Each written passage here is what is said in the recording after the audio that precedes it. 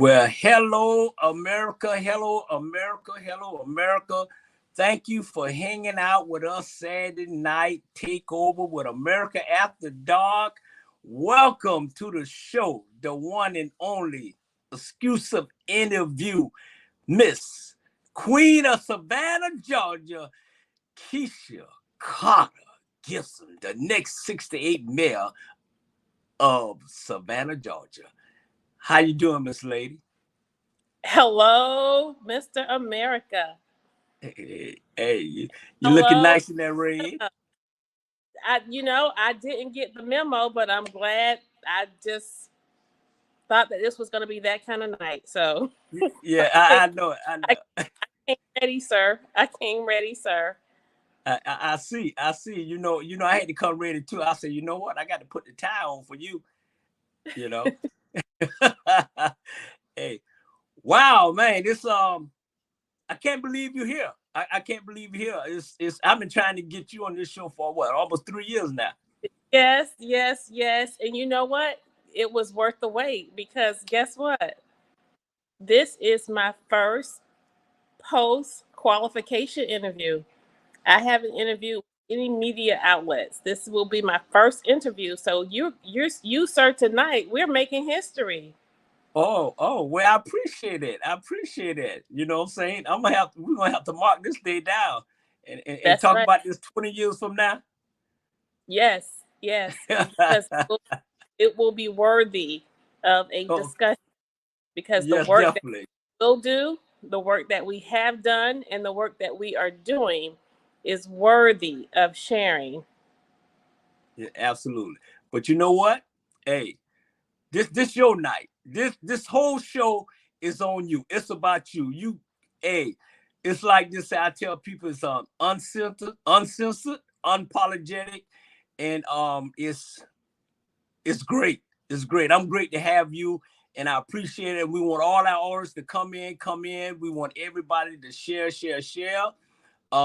Thank you. I know you could have been doing something else besides hanging out with me on Saturday night, and I appreciate it. You know, Well, just sacrificing a little bit, I was able to spend some quality time with my grandson who turned 2 years old today. oh, So okay. and he just left. So this is good timing. Good Oh, timing. okay. All right. Well, that's good. That's good. Man, it's like you all over the place. Hey, every time you all over the place. Every time we cut the TV on, you on there. You say, hey, you better than Steve Harvey. You all over the place. Well, and to coin the phrase of Mr. Charlie Brown, he said, Miss Gibson Carter, if you want to win any election, you have to be like air, and that's Mhm. everywhere. Yeah. And you is, and first of all, I want to thank you for taking your time out with your busy schedule to come hang out with my family. Um, and this sad occasion with our little cousin Robert Johnson Jr. Yeah. We laid him to rest today. And I just want to give you, you and Mr. Carter, our family will appreciate you for just, taking your time out, hanging out with us. And we love you. And we're going to remember this in November. Yeah. Well, it was nothing I had to think about when you informed me, and it's I'm always taken aback at how your mere presence make a difference Mm-hmm. in the people when they are going through a struggle or a challenging time. And so, if just stopping by made a difference in the life of you and your family during this very difficult time, I was honored to do it as well as my husband. Oh, yeah, definitely. It was great. It kind of like, definitely, I know with Robert Johnson Sr., really appreciated it. Kind of made him, relax that, hey, everybody, we show you love, you know what I'm saying? Um, and like I said, we appreciate it. I thank you again. And we're going to allow all the people, call your mama, your daddy, your brother, your sister from Atlanta, Georgia, Chicago, around the world. We got the one and only, the queen of Savannah, Georgia, Miss Kesha Carter Gibson, the next 68th mayor of Savannah, Georgia. And Miss Producer, we're going to get it on. We're going to get it on. We're going to start with first thing first, question of the night. Question of the night is, who is Kesha Carter Gibson? Who is Kesha Carter Gibson? Well, first, I'm Kesha Gibson Carter. That's the first thing. And let me tell you this, Mr. America, dear American audience, let me tell you with this guy. So he says that he supports me, he appreciates the service, and he's dedicated to the Kesha Gibson Carter campaign to become the 68th mayor. He's offered himself in so many ways. He's extended sentiments of congratulations. He's extended sentiments of, I'm concerned about you, I care about you. And so when he asked me to be on the show and I committed, I said, well, can you send me a list of questions? And guess what he said, America? What did he say? He said no. I was like, I was crushed. Yeah. So I want all to know that all of these questions are off the rip. Like, that would have been an easy question for me to ponder and to be able to give you a response straight away. But instead, I have to ask you to ask me the question again. And now that I'm asking you to ask the question again, I'm remembering the question, which is, who is Kesha Gibson Carter? Yes. Okay, so I don't know how much time you pay, but you have to be prepared to pay for some extended minutes, since you didn't give me any pre-questions. So here we go. Who is Kesha Gibson? We good. We got 2 hours. We good. We got 2 hours. It's like Christmas. You don't ask somebody what you got in the Christmas box when they hand it to you. You know what I'm saying? So why I should do that? You know what I'm saying? It's a surprise. No, but let me tell you, y'all, when I asked him to tell me, to send me a list of questions to, or should I send you some questions to ask me what I would be comfortable with, guess what he said? No. So here we go. Who is Kesha Gibson Carter? I must first say that I am a child of God. I am a strong woman of faith and conviction in my God, and I am a lover of people. I love people. I am a helper. I am a doer. I taught at St. Leo University, and one of the introductory courses to human services was related to employability, resume writing. And I would tell my students, when it came to building their resume or creating their resume, that when somebody asks you about yourself, they do not want to know what your zodiac sign is. They do not want to know what your favorite color is. Those things are resume killers. They do not want to know what your hobbies are. Those are resume killers. But what people want you to know is, who are you in relation to the job that you are applying for? So I want to segue into that. So I am a passionate advocate. I am a humble servant, and I am a bold leader. That's who Kesha Gibson Carter is, related to becoming the 68th mayor of Savannah. A passionate advocate, a humble servant, and a bold leader. When I say passionate advocate, that means that I am the person who will speak up, speak out for the least of us.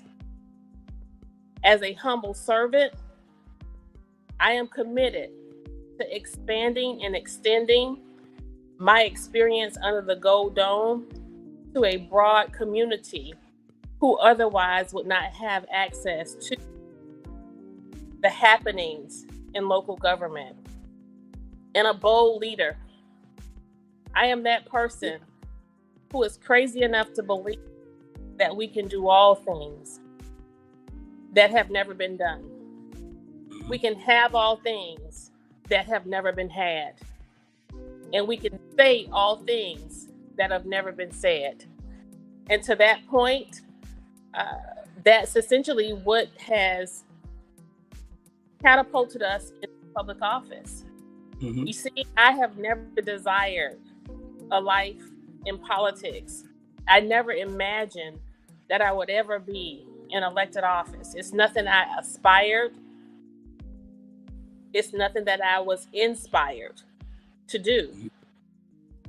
And so it was only for but a set of circumstances where I changed careers, shifted positions, left my last job, that I found myself at a crossroads.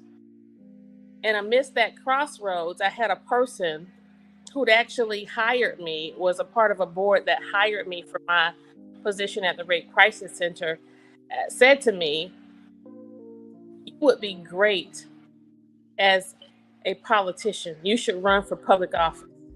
Mm-hmm. And I thought and responded to her, and I'm going to put her on blast. It was Gwen Glover. And I said to her straight away, "No way." Emphatically, I declared that I was not interested. I abhorred politics and still do. Mm-hmm. And so in short order, I found myself at a place in this small town of Savannah. When you don't agree and have disagreements, sometimes it causes you to be iced out of future opportunities. And some people who are listening to me are living through that experience, have lived through that experience, or maybe going through that experience. And I want to say to you, don't stop, don't quit, and keep going. And don't rely on your own accord, but yield and subject yourself to your natural environment and to the forces that are far greater than you. And you may not find yourself where you want to be, because the secret tonight, Mr. America, is I'm not where I want to be. Right. But I'm where I need to be. Yes. Yeah. I'm not where I want to be, but I'm right where I need to be. Yeah. And so with that, I subjected myself to the call. And that was a call of greater duty for the greater Savannah. And so I tossed my name in the ring of that election in 2019 after pondering what position should I run for. I live in the 4th district. As someone put on blast and on the feed, this person who has nothing else to do. I live in the 4th district, and I thought, well, you know, a lot of what happens in this district is important to me. It's not very closely connected to those things that I've advocated for in the course of my career. And I felt like I could give more to a greater Savannah than just one district. And a dear friend of mine, Shannon, who is now deceased, she said to me, she'd been posted on her Instagram. When I first started talking about public office, she said, "You're going to be the next mayor. You're going to run for mayor." And I said, "No, Shannon Mercier." I said, "I'm not ready. I shouldn't run for mayor. I don't have any political experience." And at that time, I was sort of going with that whole theme of it's that person's turn or that person's time. And so straight away, I yielded to that. And just as I'm talking to you now, as I can ponder it, I also prayed about it. God, well, if this is what I'm going to do, what should I do in terms of the position? And just as I'm talking to you tonight, and I don't profess to hear the voice of God very often. I'm not one of those people who always hear the voice of God. I can count Right. on one how many times I've heard his voice or heard him tell me to do. He said, "Run for mayor." Mayor. When I said, "What should I run for?" This voice said, "Mayor." And I don't know that I was actually looking for or listening to hear a response, because, as I said, I'm not one who actually listened or heard the voice of God. But before I could actually think that he wouldn't respond to me, he responded. And I said, "No, God." Yeah. So I would say to you that over these last 3 years, it's just 4 Yeah. years, it's been punishment for not listening to God, for not Yeah. listening to what he told me to do in the beginning. And Right. so choices to post 1 or post 2. And I didn't know this woman, Alicia Miller Blakely. I had never met her, didn't know anything about her, but knew that she had already declared for post 2. And so post 1 was left. And it was occupied by one of Savannah's opponents that I feel like was a part of a lot of the reason why things were what they were. And I said, okay, I'll take that low-hanging fruit. And it proved fruitful. Right. And so Right. we are. In my Well, last days as Alderwoman at large for post 1. That's how that all happened. After a okay. very, very bloody bath. Oh, okay. But you know what? When I first met you, you have that strong personality, smile personality, warm heart, warm welcome. Because I remember when I first met you, right? So we was at Savannah State football game. And I think you only see me when I was on the podcast or like that. So I walk past back, and you would say, "America." And I'm like, "Oh." And then when I turn around, it was like, "Oh." You know what I'm saying? I know it was you because I seen you on the podcast, seen your TV, but when you said America, I was like, "Oh, okay, hey, how you doing?" Blah, blah. Talk and everything like that. And then, went on in the gate. And it was that spirit you had, with people that people don't understand is that, you working for the Lord. You ain't working for nobody else but the Lord. You know what I'm saying? And I tell people, God put us on this earth, for a reason. You know what I'm saying? And it's up, the older you get, you'll realize what that reason is. And so on that note, Miss Producer, next subject, please. Hey, the next subject is this: going deep with America. Going deep with America. So, Miss Carter, why are you running for mayor of Savannah, Georgia? And when you win, what is your first agenda? I am running for mayor because I want to be that I want to see. First, I want to see a city that we all hope for. A culturally blended city, a city where the order of the day is not African American men and boys falling like flies on the streets of Savannah. Nothing is more important to me. Nothing is more important to me than stopping the bleeding. Nothing is more important to me than stopping the violence against African American men and boys. There is no other demographic. There is no other demographic. However, as of late, we've had an unusual number of African American females who are succumbing to gun violence and committing gun violence. And I see that it's not so much of individuals engaged in crime becoming a part of the system and becoming victims of crime than it is the community and the failed leadership that create this environment where that element can exist. In my home, If you breed discord, discord is going to occur in our community. If we breed discord, discord will occur. And for far too long, we have been a part of a system that strategically creates the criminal element that we all see. And I am that person that will say it out loud and call it out for what it is, right? Mm-hmm. If any other demographic outside of African Americans who are dying on the streets, not just of Savannah, but America, Mm-hmm. Mm-hmm. we would have a far different response to it. And so that's the first thing. And I have that as the first thing because you see, when we solve that problem, when we solve that issue, when we have that as a primary focus, then and only then can we start to solve everything else that comes after that.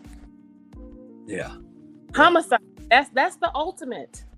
That's Right. the ultimate. So why not start? Why not start there?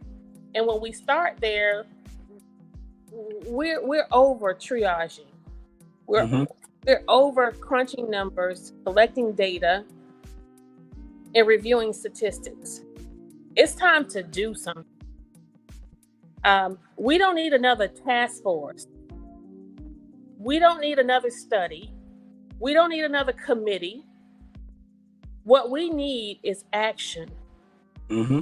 What we need is dedicated resource. What we need is a deliberate allocation in communities so that we can stop the bleed in a real way.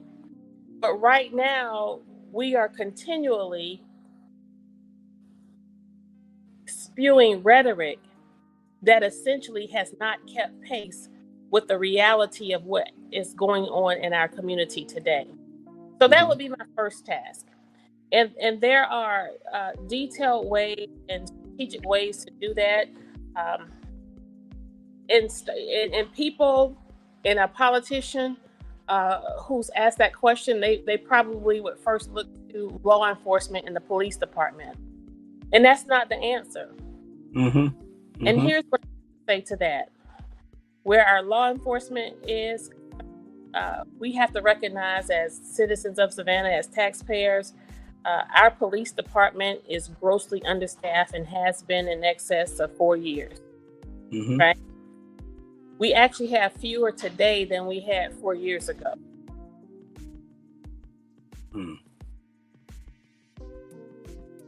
So there are some strategic things we can do from building in the extra added layers to help. Removing politics, putting people in place who actually know what policing is. Police chief report to someone who doesn't know anything about police. Having a police chief report to someone who actually has been on the force more years and that person is old. There's something wrong with that, right? And then there are community initiatives and approaches that we can take. Reinstituting and reestablishing retired police officers so that we're not engaging in policing, but we are engaging in community partnerships. Establishing real partnerships and not campaign partners with our faith community and our clergy. When we have a faith community and a team of clergy who are committed to Savannah and not committed to a candidate or an elected official, we can solve this problem real easy and real fast. Then it's utilizing the community resources that we have to build upon our pre-existing infrastructure, foundation, and programs. We have dozens of community centers in this city that are sleeping giants. They are shrines, they are inactive, and they are void anything tangible and related to making a real difference in community in saving our youth. Okay. I was sitting here, right, and like I said, I've been going for 40 years, but I've been here now about 8 months. And you said something that I started, laughing. You said that you don't have enough policemen in Savannah, Georgia. My personal, and this is my opinion, not our black media opinion, not your opinion. I think you have too many police officers in Savannah, Georgia, and too many of them is not doing their job. You know what I'm saying? I was over in the area, right? When I first got here, 5 or 6 police cars, just around with no crime and nothing going on, just sitting in the car talking. You know what I'm saying? And you know how I am, Kesha. I'm gonna keep it real. I ain't sugarcoating nothing. I'm just saying what I see. So if you say y'all need more police officers, and you see it more than I do, because I'm just new to this. But if they do their job, and maybe some of this can solve some of this issue. I'm just saying. But like I say, I'm new to the game, but I got knowledge to the game too. You know what I'm saying? So, if you say y'all need more police officers, you know more than I do, right? No, I don't. And that's the beauty and the benefit of Kesha Gison Carter becoming mayor, is I don't know everything. And I'm smart enough to know the difference between not knowing everything and knowing how to get help, how to get the right people in the right people to make the decisions that need to be made. When you have an individual who feels like they know everything and they make all decisions all of the time, we're living in a tyrannical system of government. That's what we have been subjected to for the last 3.5+ years.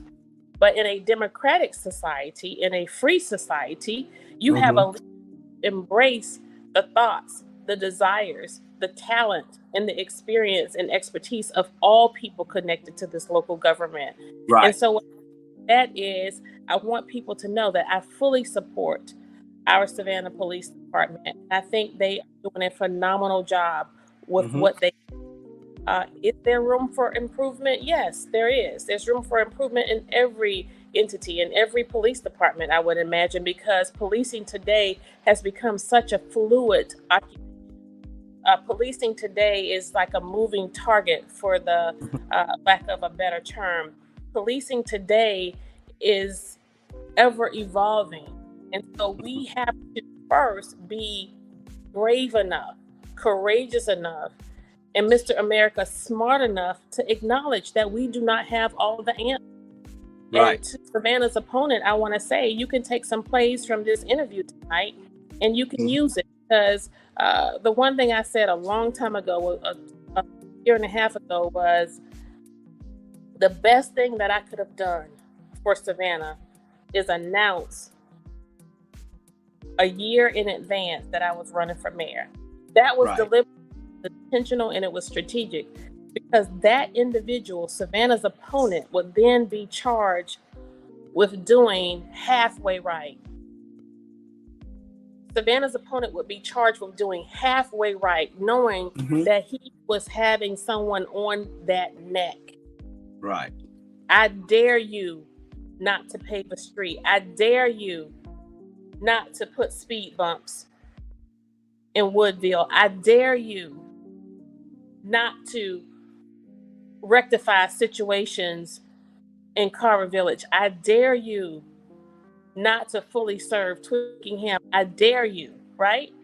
And so that individual, Savannah's opponent, has been real busy trying to keep up and make right my dares. And so, Savannah, you have me to think for the little incremental changes in Susie King Taylor. I dare you not to name that square Taylor Square. Weeping Time Committee, Yamakra, it's unfortunate that your petitions and your appeals were not made during election season. This is the difference election season makes. And so what I want to say to the citizens of Savannah, to those who have been petitioning and advocating, from the individuals Mm-hmm. who want to do more in terms of this gun violence, to the individuals who are concerned about the horses pulling carriages downtown, whatever you want, whatever you desire, right now is the time to put it in writing and to challenge these politicians who have the power. Challenge Estella, challenge Dietrich, challenge Palumbo and Purdy, challenge Linda Wilder Bryant, and challenge Van Johnson, because those are the individuals who have the power right now. Mm-hmm. They have the votes. They snatch the votes. They snatch the votes. And they have been going forth without any regret, without any concern, any regard for anyone else, except for themselves and their own agenda. And so, with that said, it doesn't matter if not one person casts a vote for me. I care for Savannah so much, and I want Savannah to benefit from me so much, from my acknowledgement that I'm running for mayor, that I want you to put forth everything that you think you will never get. But you know what? These people are not very smart, because even in the face of that, they're still doing things Mm-hmm. that are polar opposite from benefiting the community. Like, Mm-hmm. how that you not roll the millage rate back to save individuals hundreds of dollars on their property taxes during these fiscal vulnerable times, knowing Yeah. full well that the Board of Education, County of Chatham too, were making decisions that will cause people's property taxes to increase. How is it that you not cut wage spending? You know why? Because of the ego, because of the cockiness, because of the greed, and the lack and regard and common decency for the people. Yeah. And you know what? Well, I'm gonna ask you this question here, and then we're gonna go to a commercial after this. And I'm asking this question for people that afraid to ask, and people want to know, and some people is, a lot of people are tired of it, and not only in Savannah, Atlanta, because I've been around, a long time, and my ears, I be listening, and a quiet mind, especially in Savannah, Georgia, want to know, why is it so much division, and why is there so much chaos down there in City Hall? Why? I mean, tell the Savannah community, tell everybody what's the problem, and why is so much I'm be honest with you, it look like it's dysfunctional. It look like, something just ain't right. And so tell the people what really and truly going on behind closed doors that we don't see, that we want to see. Mm-hmm. So first, I'll say to this, people have to understand, I think, because of who we are, primarily what we look like, we have increased interest in City Hall, right? And we have increased interest in City Hall by a whole lot of people who do not know much about local government. Mm-hmm. That said, almost in tandem to that, we have also created a scenario where people actually know more about local government than they have ever known before. Previous to our coming into council, folk didn't know who their district older person was. They didn't know the difference between a mayor pro tem and an at-large alderwoman or alderman. They know about the legislative process as it relates to the agenda. They know how many votes it takes to vote an item up or vote an item down. They know the function of a city attorney versus the function of a city manager. They know actually how many districts there are in Savannah. They know that the difference between the district alderpersons and the post 1 and post 2 alderpersons in comparison to the mayor. They know more. They know way more than they knew before we came into office. And the reason why they know more than they knew before we came into office, because of people like Alderwoman Kesha Gison Carter, Alicia Miller Blakely, and Bernetta Bryant Lanier, who have made themselves accessible. We have expanded our political experience under the Gold Dome to the broader community. And when we go out into the community, we are explaining to them in layman's terms what actions actually mean, what they are actually empowered to do. We have expressed to them the importance of being a citizen-led and policy-driven community. We have expressed to them the difference between the fact that you have had 40 years of African-American leaders, but you have yet to move the needle with regard to a Black agenda or the Black community.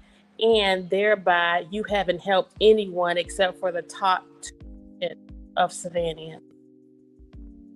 And so as we go forth in our service, it isn't my desire to minor in minutia or to minor in major and minor things, if you will. When people talk to me about discord or interpersonal relations and the lack thereof, I first ask them, Mr. America, where are you making your assessment? Is it from a headline in the former Savannah Morning News that's now a pamphlet? Is it in the top 3 news stories of JCL, SAV, TOC, or Fox, who are all on one accord when it comes to their top 3 news stories, despite the fact that they're supposed to be competitors, but they're lock in step with the same propaganda, right? And 8.999% of they always say is from those entities. It's never, oh, I was watching the meeting and I heard you say, oh, I was watching the meeting and I saw this person do. That's not the response. And so I can't say to you how many times I have actually pulled out my phone as I'm talking to a person who asked me that question and say, now, what was the issue? What was the topic? They don't know the issue and they don't know the topic. You know why? Because the media takes the low road. They're lazy. But more than taking the low road and more than being lazy, they are facilitators, they are buffers, and they're nothing more than marketing and PR firms for the establishment. So it's in their best interest to frame a narrative that is counter the people. It's in their best interest to frame a narrative that is counter reality.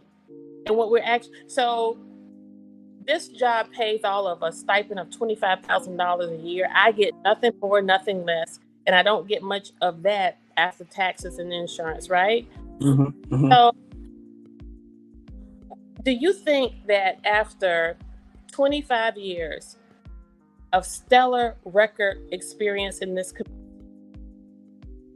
working with youth who are vulnerable and members of gangs, working with families and children who were homeless through our faith community, working with seniors who are nutrition insecure, working with victims of rape and child molestation, being regarded as the Advocate of the Year by United Way, being recognized as the queen of startups who turn nonprofit organizations around, having done the work of doubling and tripling budgets of nonprofit organizations in tandem to cutting wasteful spending.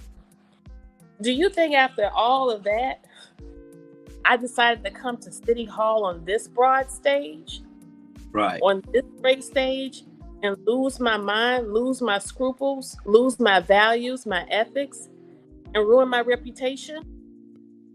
No, all of that was coordinated, it was strategic, and it was planned when I refused to take the payouts under the table and over the table, when I resisted the dinners at the Chatham Club, the rides on the private jet, refused the invitations to the fancy Christmas party. I didn't need anyone paying for my children's tuition to college or leasing me an account for a Mercedes or a BMW. I don't need an addition onto my home. Right, And right. they could not buy me. And when I declared in 2019 that I was not for sale, from that day, from that first day, I was viewed as a threat. And that was Okay. establishment. And so, to answer your question,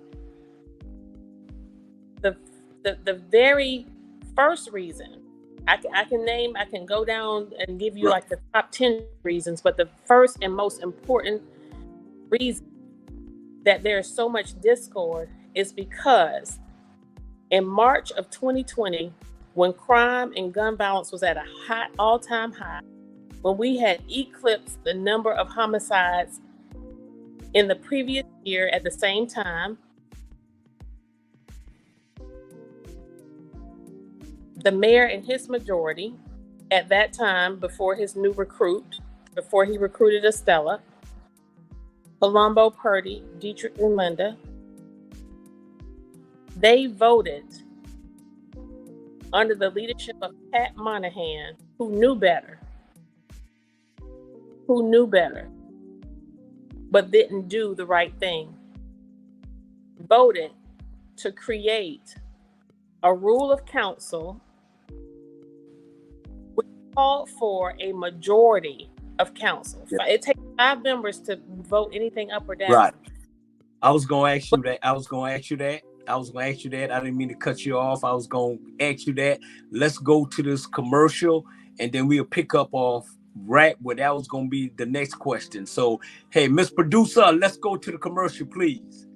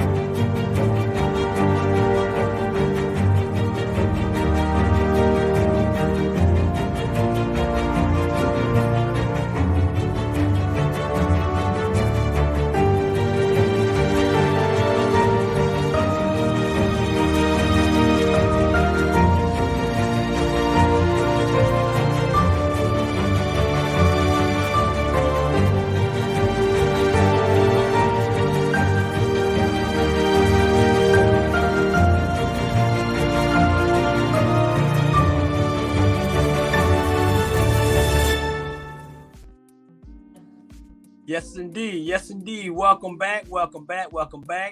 Hey, I want y'all to share. Share our Black Media, Instagram, YouTube, Roku, TikTok, and thank you for everybody that's tuning in tonight to see the one and only Miss Kesha Gison Carter. She had me straighten that out earlier. And want to thank y'all. Y'all share. Y'all tell y'all family that she's on here and she's keeping it real. We want to thank our sponsor, is Our Price, One Price Cleaning and Farmer Markets on 80. Thank y'all for y'all support. So I got three. Since we talking about the 5 votes, I want you to add this up. We're gonna talk about the 5 votes. Then I want to talk about, because people want to know, is Van for the weeping time or not for the weeping time? And is SCAD a school or is SCAD a development company?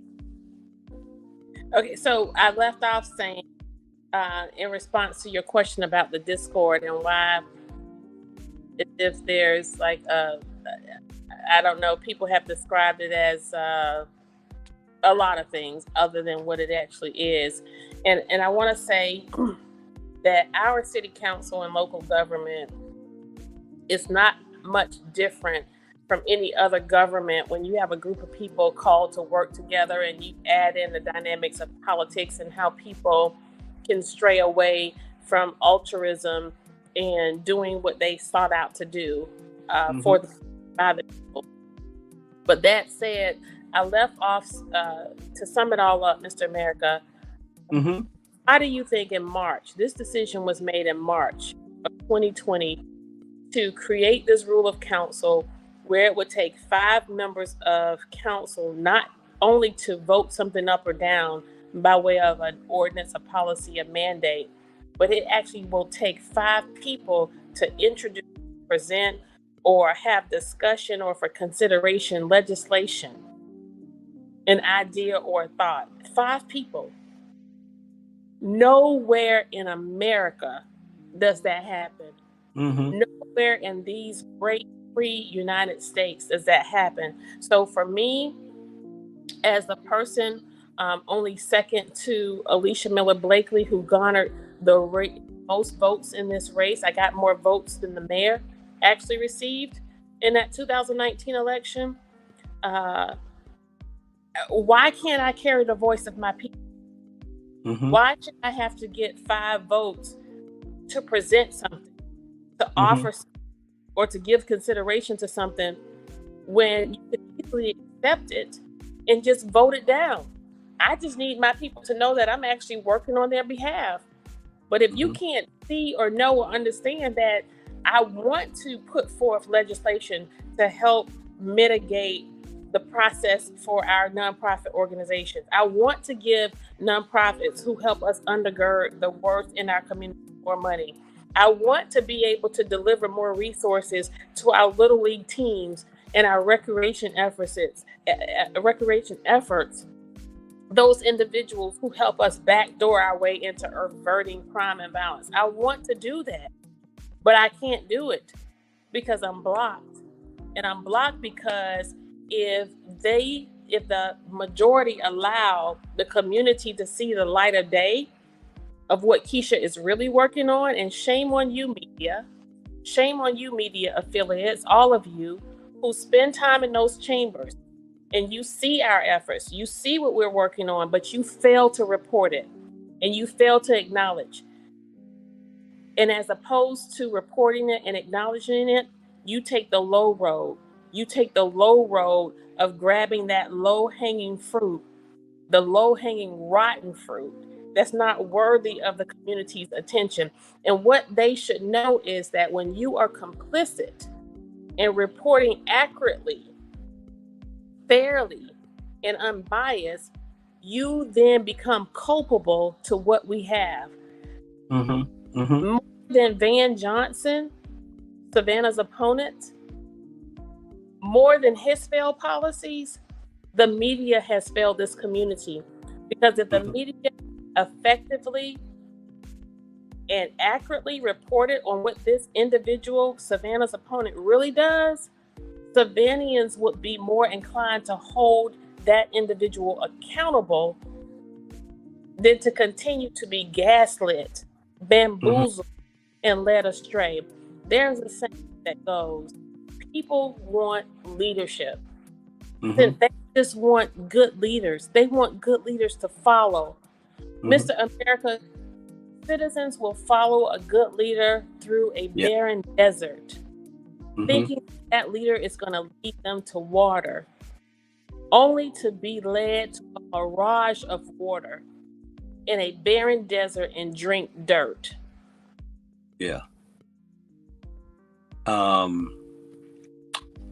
I don't know what happened to there you go. That's just how much they believe in leadership. That's just how much they want leaders. They will follow that leader through a barren desert, see a mirage of what appears to be water, and drink it, only to discover that it's actually dirt. Savannah has been drinking dirt for 40 years. Consider this. We've had a majority Black council with Black mayors. We've had a majority Black commission with a Black county chair. You've had Black district attorneys. You've had Black fire chiefs, Black police chiefs. You've had Black state representatives. You've had Black state senators. You've had blackity black, all at the same time in some regard.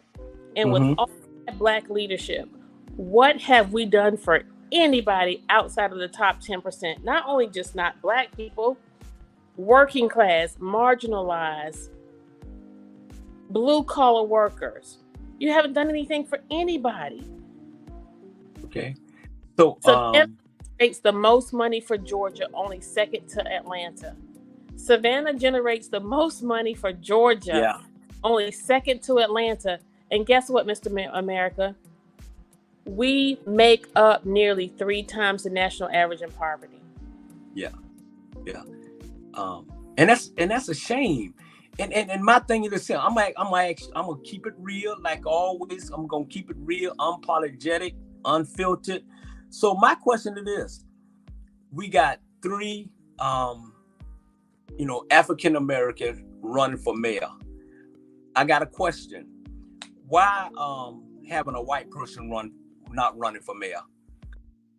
Because historically, and this is what people will come to learn and come to see when we look at politics in Savannah in particular, which I don't think we are an anomaly. I don't think we're different from anybody else. Nonetheless, here we are. Customarily in Savannah, or historically, I should say, you would have a Black hero of sorts upheld in the person cheer along.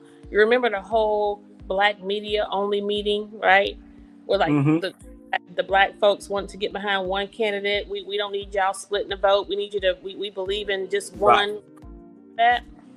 And then the establishment would have their pick, and the establishment generally would have a white male, right? A white male would be their pick. Now, understand this. No one who is truly, really wealthy or rich runs for public office. That's right. True. So you have to know that people really enter into politics from a spirit of altruism. They seek to be good, but some of them know that there is a big payday if you play. There is a big payday if you play, right? And so for those who enter from a spirit of altruism, seeking to do the right thing, if you're broke coming in, you're going to find it hard pressed to stay in from that spirit of altruism where I just want to do good. I just want to do good. A broke person can only want to do good for so long. Right? I'm the craziest, brokest person on council. I mean, of all people on council, I'm the one who doesn't have a job. I don't have a pension. I do not have a retirement, right? I do not have a regular income. So if anyone should have sold out by now, it should have been me. Yeah. I should be the first one. I should be the first one, but we haven't done that. And so the reason why the establishment has found it, see, in 2019, a group of us declared that we were not coming, Alicia Miller Blakely and Bernetta Lanier in particular, we were not coming to play the game. We were coming to change the game. And in changing the game, it's demonstrative of what's happening now. There's a verse in scripture that says that your enemy will be entangled in their own snares. And that's essentially what's happening right now, in that they don't know which way to go because they have gotten in so deep in their mess that they have their pick, but their pick is actually a Black man. They have, you said we can't put a white candidate in because all of the contributions that went to Eddie DeLoach, all of Eddie's friends, are now Savannah's opponent's friends. They're the Black man's friends, you know? And so this is also why, Mr. America, newsflash, America, Kesha Gibson Carter is not declaring a party. I'm done with it. I'm not registering and serving as a Democrat or a Republican. You know why? Because they're all in bed together. Yeah. And when it comes to Democrat, Republican, gay, straight, Black and white, all of those issues before us only come to further divide us. Mm-hmm. It divides us. And it takes our minds off of the mysteries that mesmerizes us and causes us such a mess. Because if you're focusing on Democrat and Republican, who's sleeping with who, and black and white, guess what? You're not focusing on the fact that they just voted to raise your property taxes. You're not Mm-hmm. focusing on the fact that we just spent over $500,000 renovating offices in City Hall that didn't need renovating. You're not focusing on the fact that our police department is in turmoil. You're not focusing on the fact that our wasteful spending in homelessness and forced displacement, people who were born here, live here, raised here, graduated high school here, got married here, and gave birth to their children here. Even for those who retired here, Mr. Mm-hmm. America, can no longer afford to live here. So if you're focusing on if somebody's gay or straight, you're not focusing on those things. Right.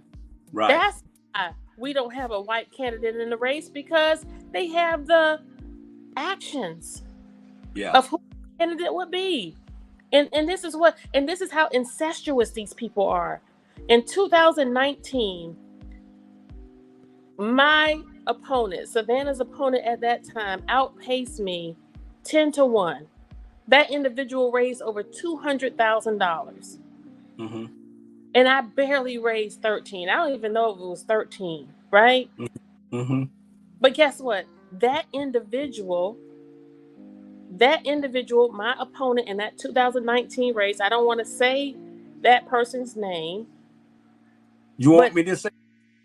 You could tell him that Carolyn Bell. That person is now in bed with the person I'm running against. But they were enemies.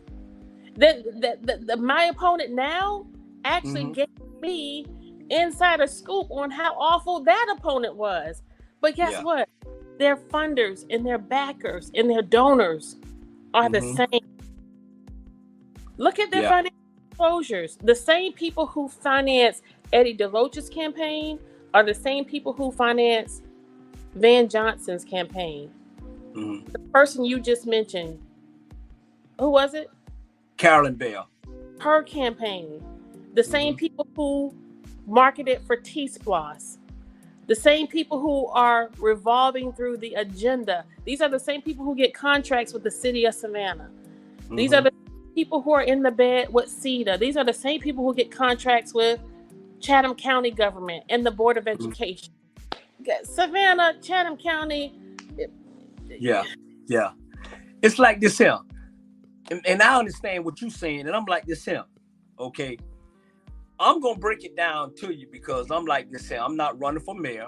I'm not running for no council. I'm not running for nothing. I'm just telling you what I see and what I hear. It's like it's a big old container filled with paper bags with green in the paper bag, and they pass them out and they pay these people. One of the reasons why is no white candidate, and this is my opinion, not our black media opinion, or not Miss Carter's opinion, it's my opinion, is that they don't have time to deal with the nonsense. They trying to pack their bank account so their kids can live well off. And what we do, we fall into that nonsense and we abide by their rules. That's what he's doing, abide by their rules and leaving our kids out to dry. Savannah, Georgia, period.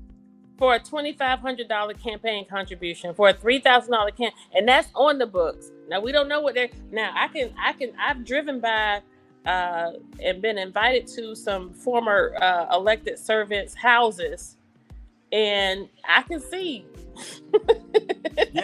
I can see how, the payoff when you see one part of the house is made of this particular material, and then you have another kind of material that looks like it's kind of commercial and it came from somebody's construction site. So it's so crazy. It's so obvious. And what's so maddening, Mr. America, is that I see it, I know it, but the broader community just doesn't get it. They don't. Yeah. So what we are dealing with under that gold dome, what we are dealing with at City Hall, y'all, it's not Sunday school. It's not a weekly night Bible study. This is what we are dealing with is a set of evil dynamics. What we are dealing with is a set of entrenched, established evil that has been pervasive in government and in this community for decades. And who am I to be crazy enough to have the audacity to think that I could actually change it?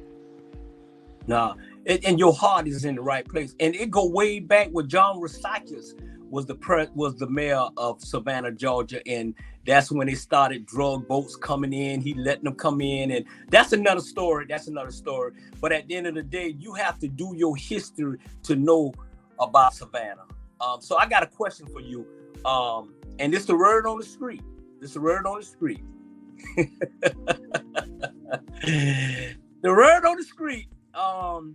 They feel like it's a lot of drama behind you.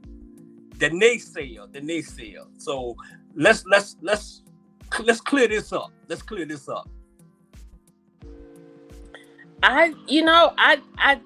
I hear that, it's laughable. When I hear that, I have to consider the dynamic of what I experience, right? Because no one has actually said that to my face. No one ever accused me of that to my face, right? So I perceive it to be that those are individuals that no matter what I do or what I say, their assessment is going to be negative, right? Because they favor another person. And you know what? That's fine. We live in a democratic society. People can support who they want. But you know what encourages me? And you know why I feel like it's a waste of time and why I haven't spent much time pondering that assessment? Because I'm not one of those people who think that I'm always right. I always try to look at the other side or give consideration to what someone has said or is saying.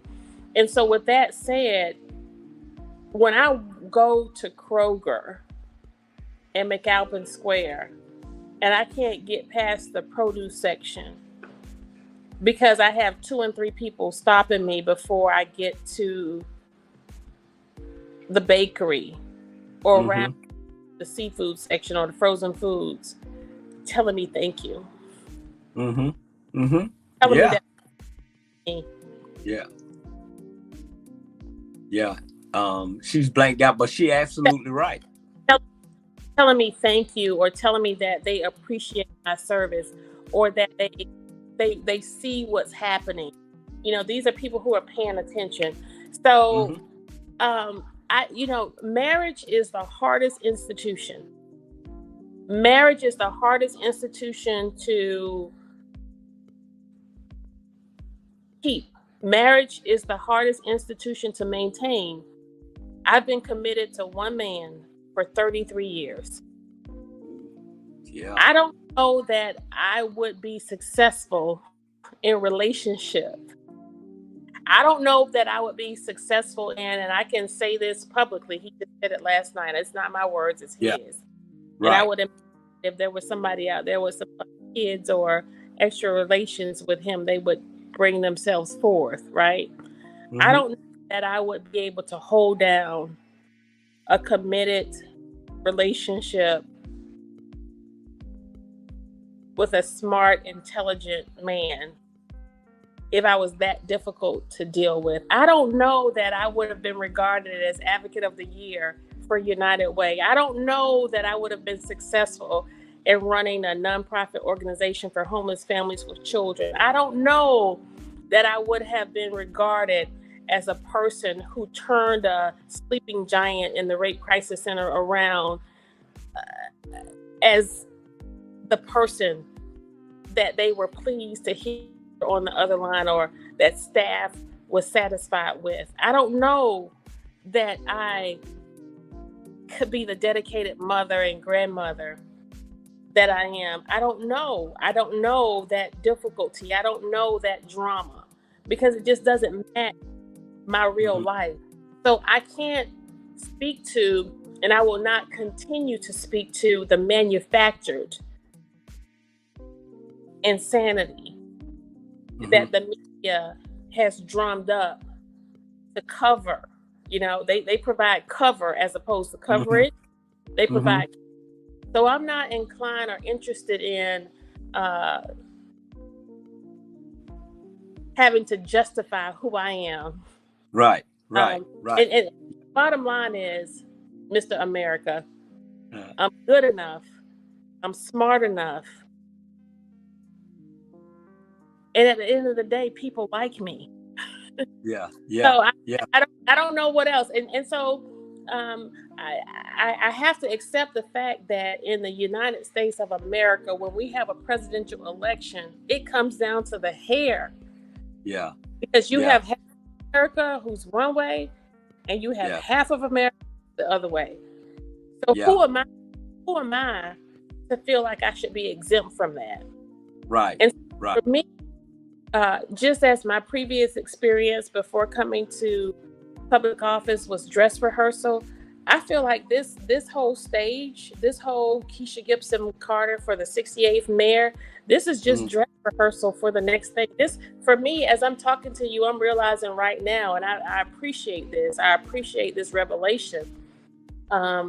This isn't even about being the 68th mayor of Savannah right now. Yeah. You're right. And you know what? Let me say this here. I'm gonna piggyback on what you just said, but I'm gonna put it the way so the Black community can understand. The history is this here. This young lady is not drama. This young lady is opening up a can of worms that people want to know what was going on a whole lot of time ago. They don't like a strong-minded Black woman to lead this city, to lead something that's gonna make it for all people, not just certain people. And in this history, if you go way back in history with Reagan and all them days, you know what I'm saying, they feel like a Black woman, only thing a Black woman should do is go home, take care of their family, cook, blah, blah, and stay out of politics and stay out of trying to run things. No, one thing about Black women is this here. They're not gonna put up with a nonsense. My grandmama, my aunt, my wife for 35 years, rest in peace, and you. So don't get it twisted that you trying to twist drama into, if it wasn't for her, Alicia, and if it wasn't for Kesha, and if it wasn't for Bernetta, a lot of y'all wouldn't know what really the hell is going on.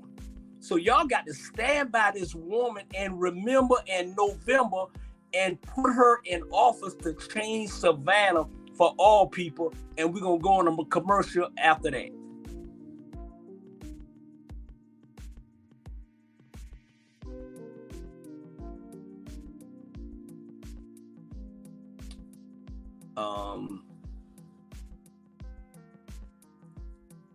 I guess we won't go to a commercial. And that's good. We are the commercial. So I just want everybody to share. I think once again, I want to thank you for taking out this Saturday night of your time. You could have been with anybody. You could have been having spending a good more time with your grandson. Happy birthday. And I appreciate everything that you are doing for Savannah, Georgia. Not only Savannah, Georgia, Atlanta and around the country. And you, hey, like I say, it's time for a change. It's time for a change. It's time for a change.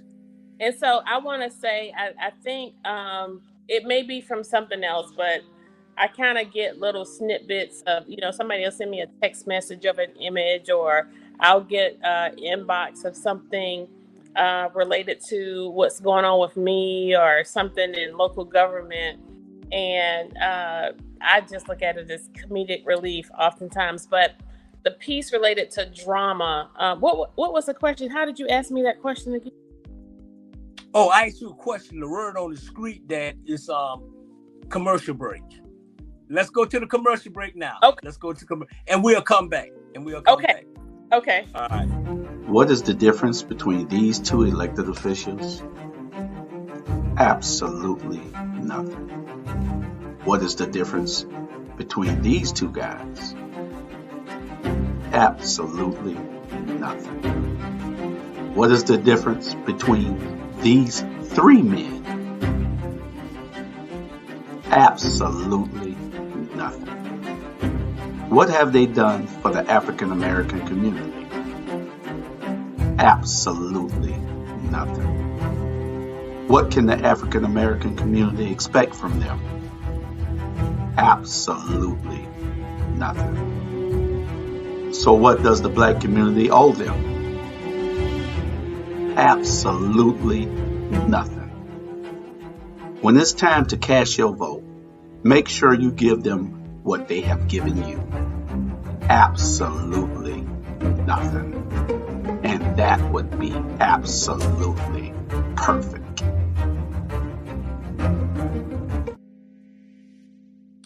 Yes, indeed. Hey, great commercial. Great commercial. Like I said, we want to make sure you share to all our platform and tune in to all our shows on Our Black Media. And I want to say this here, and then I'm gonna let you go ahead and finish what you have to say, Miss Kesha Carter. It's like this here. If you look at history in this country, if it wasn't for black women, it wouldn't be this country. Mm-hmm. Because y'all are the most strongest women in America history in this world. And I am thankful to be in your presence tonight. I am thankful for you doing what you're doing. And if I had a vote, and which I don't, because I don't live here, but if I had a vote, it'll be number one for you. So I want everybody to just take time out, share this interview, and you don't have to make your choice whether it's Van or whether it's Kesha. I'm gonna tell you who to vote for. The 68 mayor is Kesha Gison Carter, and I guarantee you, we're gonna keep her accountable when she get in that office, and I'll be the first one to keep you accountable. Like, hey, Kesha, check what? Hey, you know what I'm saying? Yes. So we will not let y'all down. I promise you, we will not let y'all down. And you keep sharing that video. Absolutely nothing. Right. Go ahead, Miss Lady. So I wanted to, when you mentioned the piece related to drama, well, how did you ask me that question? Sorry. I asked you, the word on the street said that it's a lot of drama behind Kesha Gison Carter.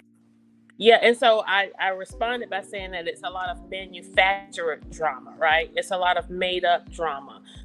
Every occurrence, every instance can be dispelled related to whatever they have added music to or created a headline. I have this saying that I'm a whole headline. But beyond that, there was a image by Panhandle Slim that said something over drama, or Mayor Johnson over drama, or something of that sort. And it just struck me because, I was, this is an individual who's supposed to be so conscious of grassroots, so conscious of who we are as a people who are often not included or not at the table of decision making. And so for that individual as a local artist to take that stand and be so bold with that statement, I was reminded of a piece that I actually purchased, paid a whole lot of money for, from an auction that said, and I can't remember, I'm sure your producers will be able to pull it up or post it later, but it said something related to the Savannah's opponent over drama. And at that time, I was the only person, and that individual were the only ones in the mayor's race. So I deduced that the drama was assigned to me. But I purchased this piece, and I purchased it during Dignity. That's what it was. Dignity. Yeah. And so I don't know how in the world a person could sum up this administration's leadership as dignity. Yeah. Have crime at an all-time high, forced displacement at an all-time high, homelessness at an all-time high, poverty at an all-time high. We've had more men and boys die on the streets of Savannah under this Black mayor's watch than any in the history of Savannah. Mm-hmm. That's dignity. You describe that as dignity. Mm-hmm. And so my advocacy has been for reducing taxes, cutting wasteful spending, Yamakra, Weeping Time, Susie King Taylor, nonprofit organizations, recreation, little league teams, paving streets, sidewalks, speed bumps. That's drama? Yeah. I just, it's baffling. But I purchased this piece in 2019 and was so proud to support this artist in this work and display this in my home. And it says, almost always the creative, dedicated minority has made the world better. A quote by Martin Luther King. Mm-hmm. Almost always the creative, dedicated minority has made the world a better place. Martin Luther King. So I'm wondering, how does dignity over drama, how does that fit? It's two things. Yeah. And that's when I see this, Kesha, this is bigger than you. It's greater than you. Because when you have people like this who are giving assessments like that in our broader community,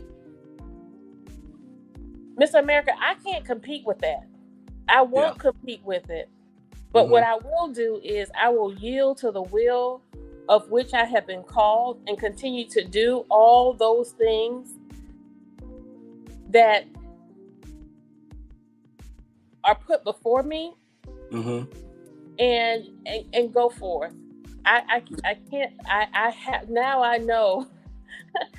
Now I fully know what it means to be unbothered and unbossed. And with that, people can inbox me and give bids for this piece of work that I no longer want to hang in my home, but just give bids for this piece to support the KGC for 68th Mayor campaign. That's K68mayor.com. You can go and give a contribution or a donation, and producer, if you could put that in the chat. Producer, can you put that up? But you can inbox me on Facebook. And tell people who are not on Facebook, a particular artist, that this piece is for sale. Kesha Gibson Carter is not for sale, but this is for sale. There you go. I like that. Nah, you ain't for sale. Now that piece behind you for sale. Hey, I think I want you to clear this up, because since we say the word on the street, and what's so, you know what kills me, Miss Carter? It's like this here. I've been going for a while, okay, but I got back here. I've been here for 8 years, eight months. I mean, and I have picked up a lot of stuff in 8 months than people who've been here all their life. Don't get confused on what y'all saying, the drama. Don't get confused, because what it is these Jews, I'm gonna call them out. These Jews and these white folks are pumping the money, and your mayor is helping them. And so that's why I went here. I said, where are all the black people at? Why? I have seen so many people in different neighborhoods that shouldn't be in our neighborhood, but that's another subject, and we'll talk about that later. But I just want to clear something up, that y'all don't trust me. Forget about all that drama. I'd rather have somebody bringing the noise and let me know what time it is. There's somebody that think he Hollywood, all they want to dress up, go to these big functions, fly on the plane, and forget about y'all. He have forget about y'all. He haven't did anything in the first district, and he been there 16 years. Okay, and one of my friends, he's been on there last week, Floyd Rocket, and I asked him, he said, well, what? And he the white man. He said, what have Van did for this? He said, I don't see no change in what he have did. Period. And not only we as black folks frustrated, you got white folks frustrated too. Trust me. It's not about how you look. Is right and wrong. And I always say this: what look like us ain't always for us. So remember, in November, just because he look like us, he may not be for us. But I know one thing: I'll put my life on this. Miss Kesha Gison Carter is for us. And if y'all don't like it, it is what it is. Because you know what? They're afraid of you. People are afraid. They were afraid of Martin Luther King Jr. because he brought stuff to light. People died for us to vote. So if you're not registered to vote, go get registered to vote. We'll have a voting registration drive and make sure that we vote. If there's more black people in Savannah than anything, they'll tell you right now, half of y'all ain't voting. Go register to vote in November. At the end of the day, share this interview. And I think what you have did, Ms. Carter, you have opened up a lot of people's eyes the last couple of days and definitely tonight to let people know, hey, you real deal Holyfield. This ain't no joke. This ain't no joke. So I want to ask you 2 minutes. I want 2 minutes to ask you this here. What is your relationship with Alicia, and what is your relationship with Bernetta? 2 minutes. Well, so I want to go back to a comment you made, and I just want to acknowledge that I am and have always been committed to all people. From all of my previous work with nonprofit organizations, we were open to all. As mayor, we will also be open to all. And when we see how marginalized and left out and left behind and left back African Americans are and have been, I submit to you that there are also white people, Jewish people, and Hispanic people who have been equally left out and left behind. It's that 2% who get all of the focus and all of the attention, and some in between. Now, my relationship with Alicia and Bernetta started and evolved when I was elected. I did not know Alicia Miller Blakely at all, and I did not know Bernetta Lanier at all. I knew no one on council except for Dietrich Leggett. And so my encounters with council members evolved over time as I saw who was essentially aligned and committed with what we all declared, ran on, campaigned on in 2019. And as we progressed in our term, I was naturally connected to and naturally gravitated to individuals who were most committed to what they started out on and who they started out as. And today, those are the last two women standing, as far as I'm concerned, within this administration, who are still closely connected to, committed to, and married to that which they ran on. And I have never known or met more committed women who have a love and regard for people and community than Alicia Miller Blakely and Bernetta Bryant Lanier. Okay. One more question on the word on the street, and then the word on the street is why should they vote for you and vote Van out? What's the difference between you and Van? Well, there's an old saying that goes, if you always do, you're going to always get what you always get. And doing the same thing over and over again, expecting a different result, is called insanity. Mm-hmm. For nearly 20 years, Savannah has been living in insanity under the leadership of this current opponent. And so what I bring is a fresh perspective, a renewed insight, and an opportunity, a last opportunity for us to keep Savannah as the culturally blended community that we not only can enjoy, but actually afford and live peacefully in. Right now, you have an individual who's been in office in excess of 18 years, almost 20 years at the end of this term. It will be 20 years at the end of this term. That individual has lodged a nearly $500,000 campaign for a job that pays $57,000 a year from individuals who have made contributions to his campaign for a down payment for what they want from Savannah, compared to an individual who has been in office for 4 years and who's receiving donations and contributions from people who have an interest in what Savannah could be and become. And so if you follow the money, the real difference, if you follow the money, you will see where the real service is. If you follow the money, you will see where the real dedication is. If you follow the money, you will see what the truth is. Yes, yes. And I'm gonna bring something up that's just I'm passionate about when you become mayor of Savannah, Georgia, I just have one thing I want you to do. I want you to go to all these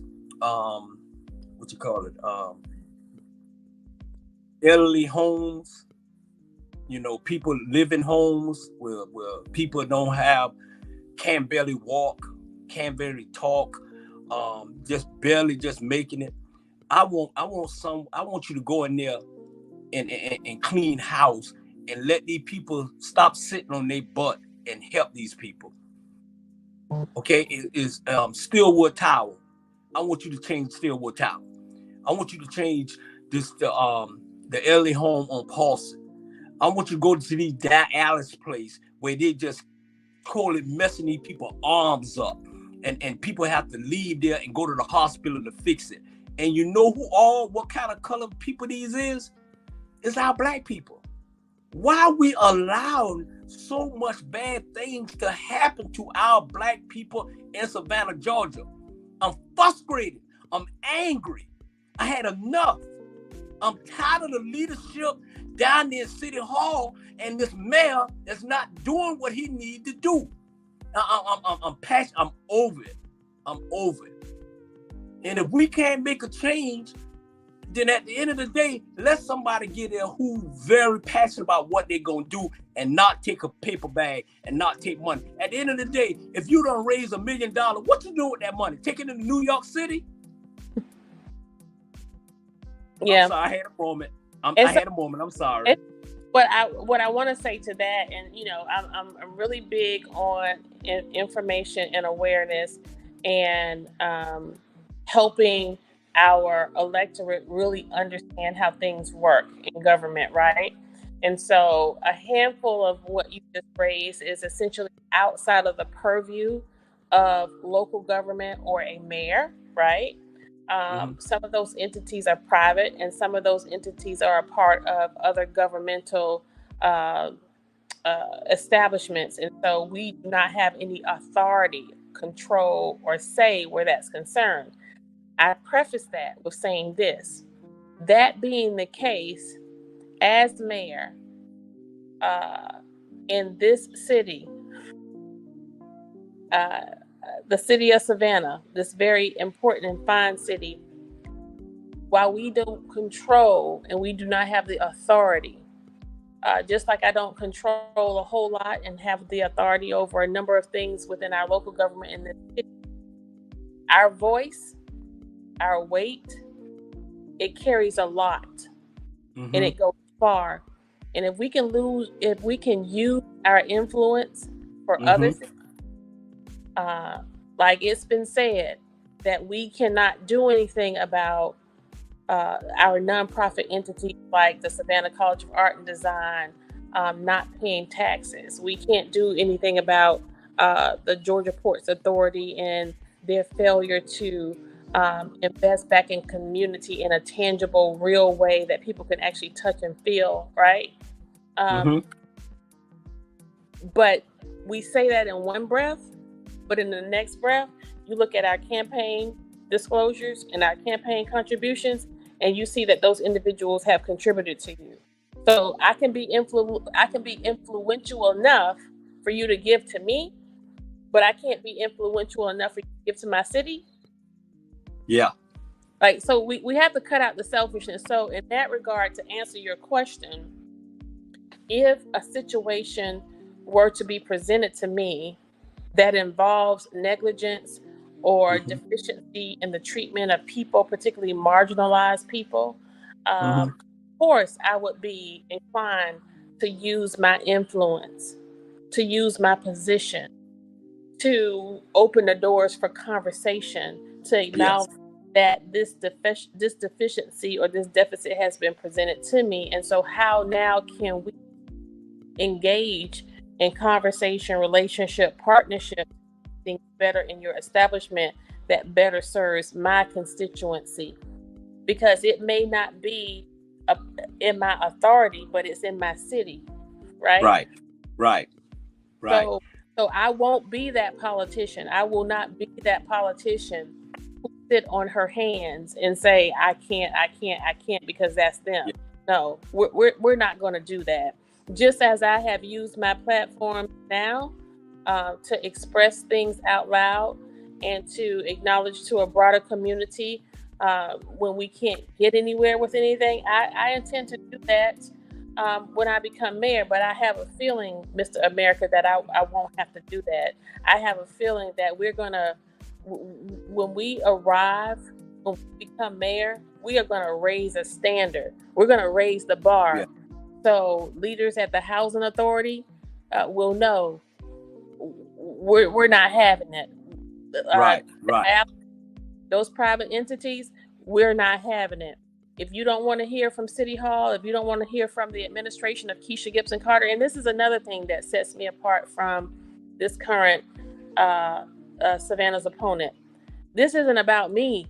This isn't about me.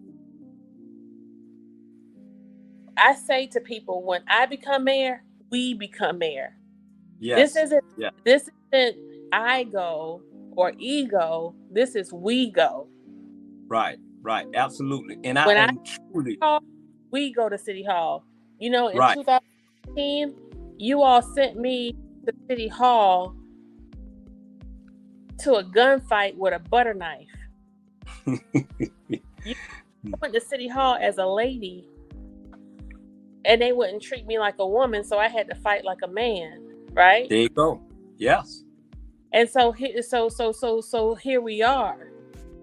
And what we want to do now is, I trust and hope that this will be the last time that we have to conjure up and dredge up obvious.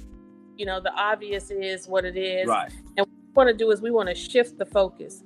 We want to shift the focus on how we are going to promote activity and programs for our youth. How are we going to snatch back our community that's been forced out to Pooler, Port Wentworth, Garden City, Effingham, Guyton, Hinesville? You think those people have moved to Statesboro? You think folks move from Savannah, from their families because they want to? No, they moved because they had to. You know, right. We're going to shift the needle to engage with our industry who have won all the time, to help them recognize that our families, our mothers and fathers, even our single individuals, they can't go to work in the tourism industry and leave there and go to work 2 and 3 jobs. And then we as leaders expect for them to be good parents. No, Yeah. that's those are the conversations I want to have, Mr. America. You know Right. why? Because I'm collecting information right now. I'm Yes. collecting data right now, statistics right now. I'm taking notes right now because A1 day one, come Yeah. January 24, guess what? I'm not talking. I'm not negotiating. I'm not collaborating. I'm not meandering.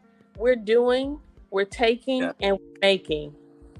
Yes, absolutely. Hey, Miss Producer, I'm put that last question up, and I'm gonna answer that. You were saying why Van Johnson need a bodyguard.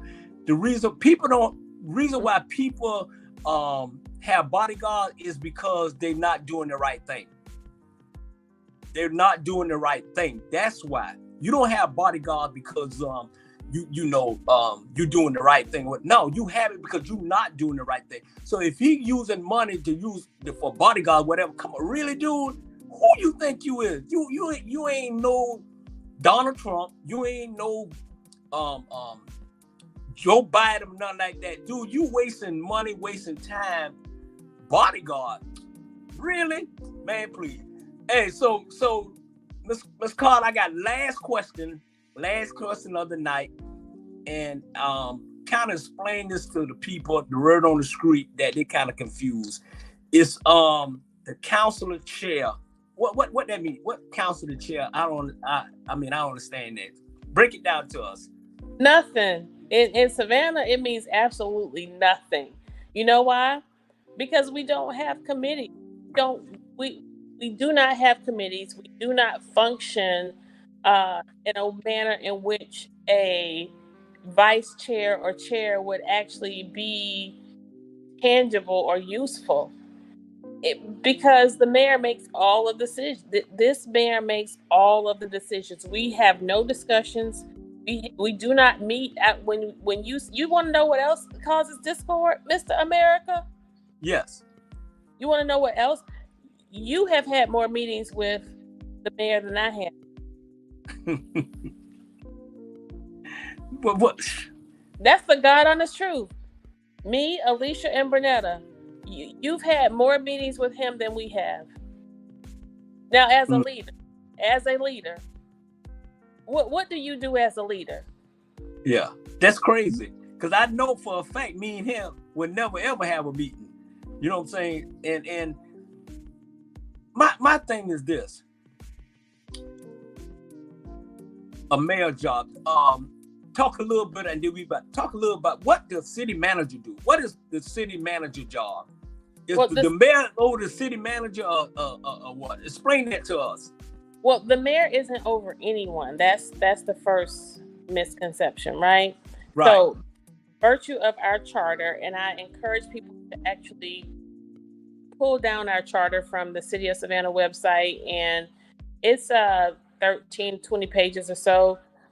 Just take your time and 2-3 pages at a time, if you will. Become familiar with it. It's not easy reading, but it will help you to understand a great deal. We have here in Savannah a council manager form of government, which essentially means that we have a weak mayor form of government, right? That means the manager is the chief executive officer of our government. That being said, that city manager responds and reports directly to a council, to a full body. But because this mayor, with his 20 years of experience, has maneuvered and backdoored himself into a strong mayor form of government, which means he essentially makes all of the decisions, tells this city manager what to do and how to do it. And it's easy for him to do that because this city manager has never been a city manager before.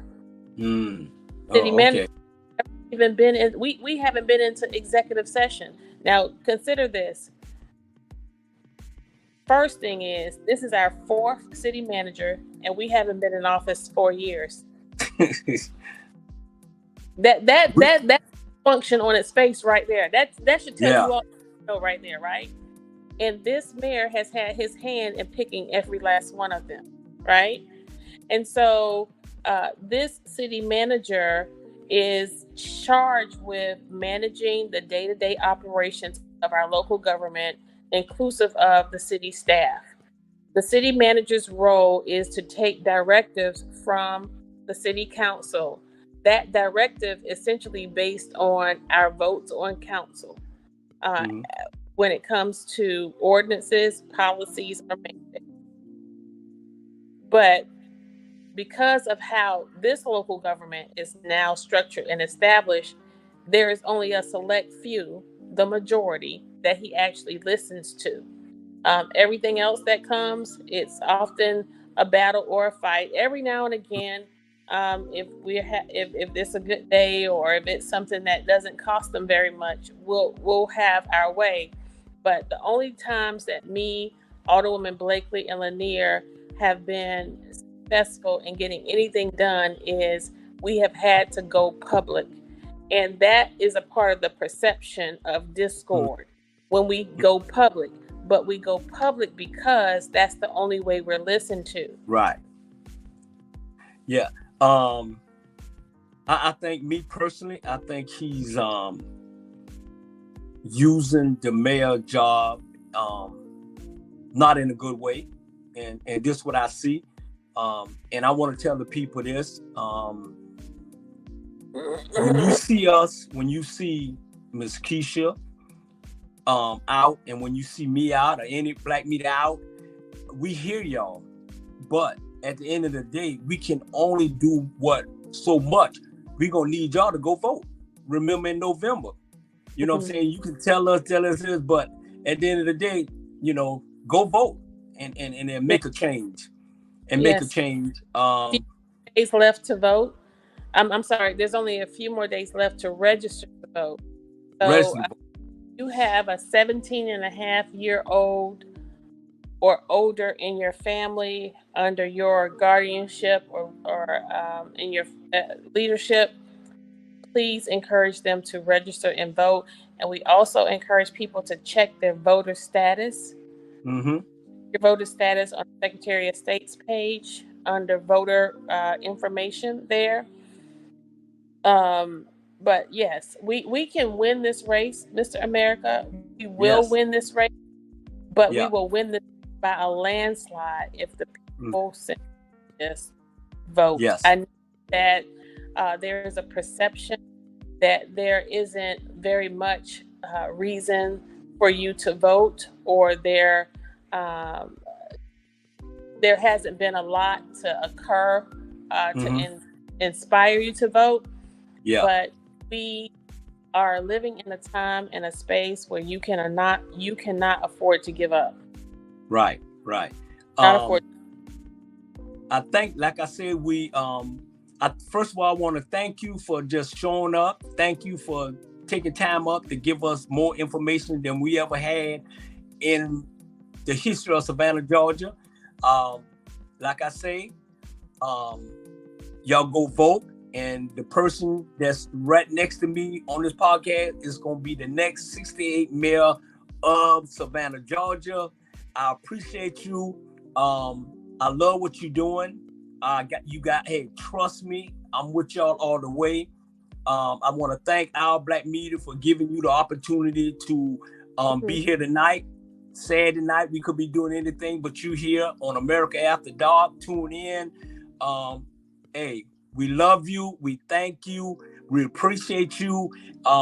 We got 5 minutes and last word. I'm gonna give you the last word. 1 minute. And last word. Well, hello, Savannah. I am Kesha Gibson Carter, your humble servant, your passionate advocate, and your bold leader. I have for over 30 years been committed to those in Savannah who are of the least, the lost, the left out, and the last. As we go forth, we want to make sure that we can have the Savannah that we all know and love. A culturally blended Savannah, a Savannah where people who were born here, raised here, grew up here, graduated here, had children here, and even those who retired here could actually afford to live here.